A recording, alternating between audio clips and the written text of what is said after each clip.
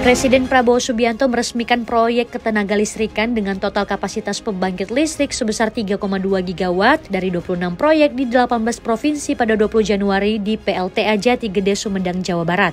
Peresmian 26 proyek di 18 provinsi ini bisa jadi merupakan total proyek energi terbesar di dunia yang diresmikan dalam satu waktu dengan nilai investasi mencapai 72 triliun rupiah. Menurut Prabowo, proyek ini merupakan hasil dari pemerintahan di era Presiden Joko Widodo. Adapun 26 pembangkit listrik tersebut diantaranya PLTA Asahan, PLTA Jati Gede, PLTU Kalselteng, PLTU Palu, PLTU Sulut, PLTS Lisdes Sapapan, PLTM Koroyentu, dan sebagainya. Serta terdapat 11 gardu induk dan jaringan yang tersebar di seluruh Indonesia. Adapun dari 26 pembangkit yang diresmikan, 89%-nya berasal dari sumber energi terbarukan. Menteri SDM Bahlil Lahadalia menegaskan dengan total investasi yang digelontorkan 72 triliun rupiah tersebut merupakan upaya pemerintah pula dalam mencapai pertumbuhan ekonomi yang ditargetkan mencapai 8% dalam 5 tahun ke depan.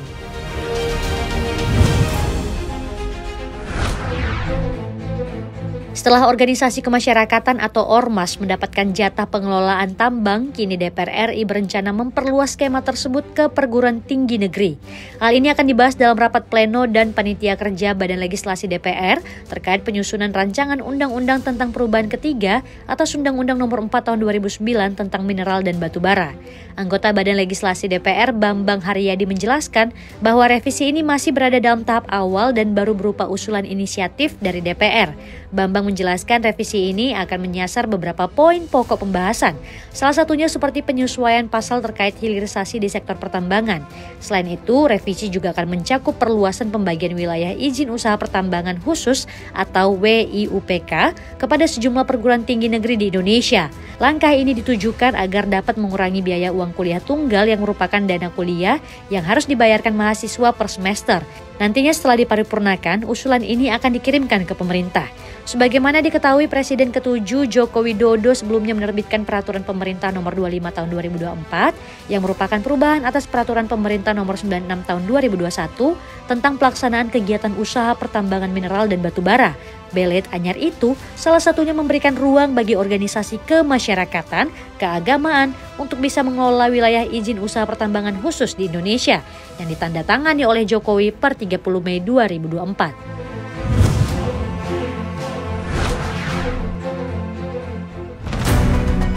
Indonesia mengimpor sebanyak 4,52 juta ton beras sepanjang 2024. Impor ini melonjak 32% dibandingkan dengan 2023 yang tercatat sebanyak 3,06 juta ton.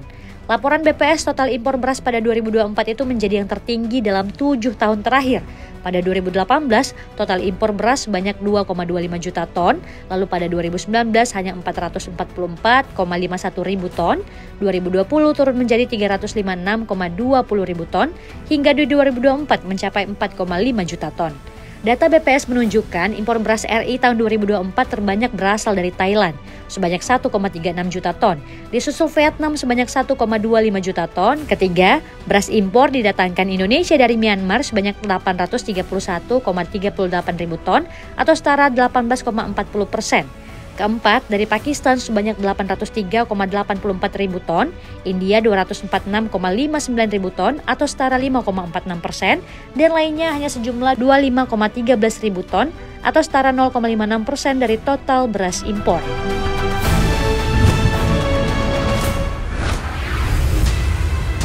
Bursa Karbon Indonesia atau IDX Karbon resmi meluncurkan perdagangan karbon internasional pertama di Indonesia pada Senin 20 Januari 2025. Perdagangan karbon internasional ini diharapkan dapat menarik partisipasi investor internasional dalam perdagangan karbon di Indonesia dan memperkuat posisi Indonesia sebagai pemain dalam perdagangan karbon global.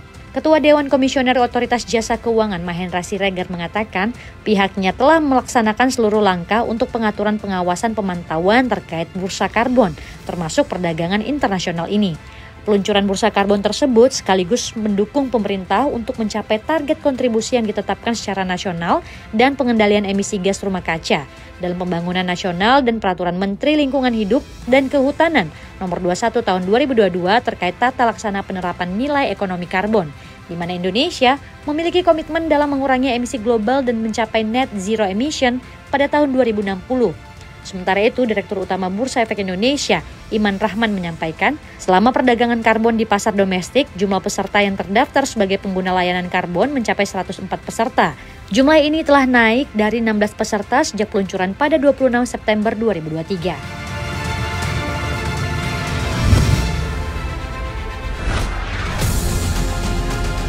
Pada tanggal 18 Januari 2025, pasar cryptocurrency menyaksikan sebuah peristiwa penting dengan peluncuran meme coin official Trump yang berbasis di blockchain Solana. Harga token ini meroket lebih dari 490% dalam waktu kurang dari 24 jam.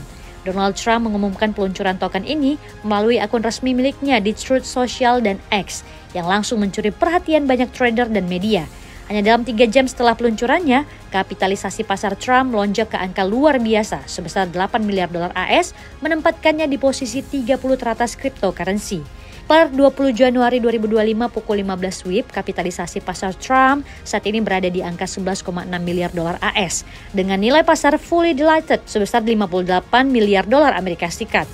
Sementara, volume perdagangan dalam 24 jam di tanggal tersebut melesat 346,69% di angka 52,2 miliar dolar AS.